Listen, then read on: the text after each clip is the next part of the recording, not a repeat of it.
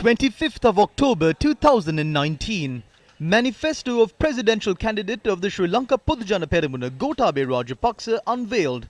According to the manifesto, vistas of prosperity and splendor, the agricultural sector of the country will be transformed into using 100% organic fertilizer within 10 years. 28th of April 2021, a proposal to completely ban the import of chemical fertilizer, pesticides and weedicides presented to the Cabinet of Ministers. The proposal was tabled by the President. The President proposed to the Cabinet that cultivations for the 2021-2022 Maha season should be free from chemical fertilizer, pesticides and weedicides. Two committees were appointed to study the proposal. One of the committees was headed by the Vice-Chancellor of the Vimba University and the current Secretary to the Ministry of Agriculture, Senior Professor Udita K. Jayasinghe. The other committee was headed by the Secretary to the Ministry of Agriculture at the time, Rohana Pushpakumara. 29th of April 2021, President Gotabaya Rajapaksa states that he will not take a step back and that Sri Lanka will be made the first country in the world to cultivate using 100% organic fertilizer. 9th May 2021, Gazette notification issued permitting the import of only selected agrochemicals. 11th of May 2021, a presidential task force headed by Basil Rajapaksa appointed to formulate a roadmap on transitioning from chemical fertilizer, pesticides and weedicides to organic fertilizer. Farmers across the island protest, demanding a solution to the fertilizer crisis.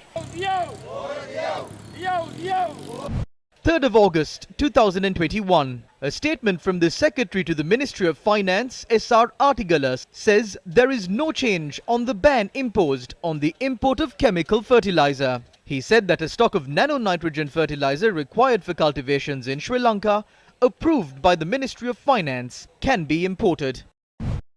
4th of August 2021, President's Media Division issues a statement saying no permission has been granted for the import of chemical fertilizer. The President's Media Division stressed that according to the proposal made by the Minister of Agriculture on the 31st of May 2021 to import plant nutrients manufactured using natural minerals, only the importation of specialized fertilizers through the Department of Agriculture and other relevant institutions were permitted under a special licensing procedure.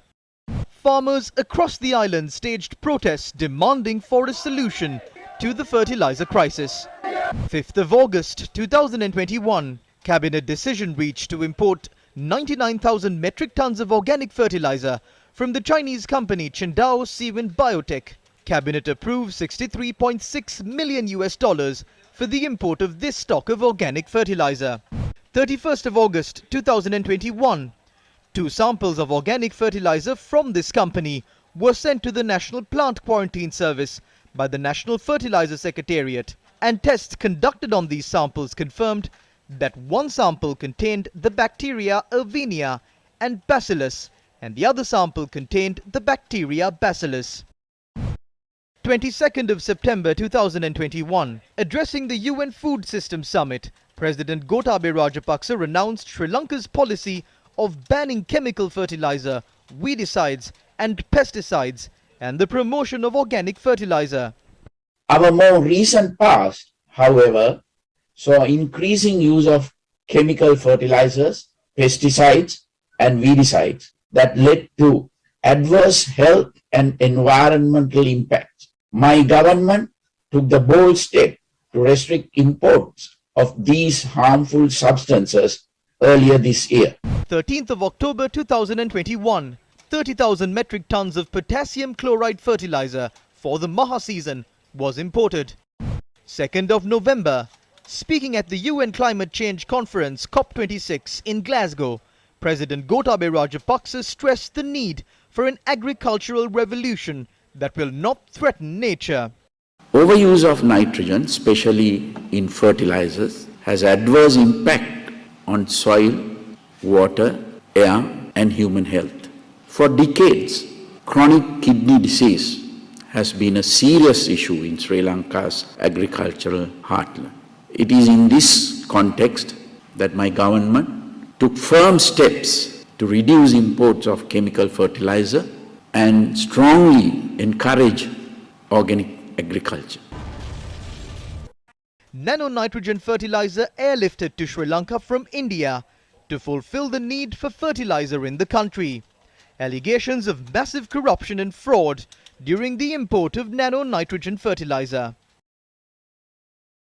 Yesterday, Agriculture Secretary Professor Udake Jayasinghe says permission has been granted to import plant nutrients, including those that were banned, while noting that the transformation to green agriculture cannot occur overnight. The ministry secretary said that alternatives are being explored on an alternate substance as the cost of urea has increased.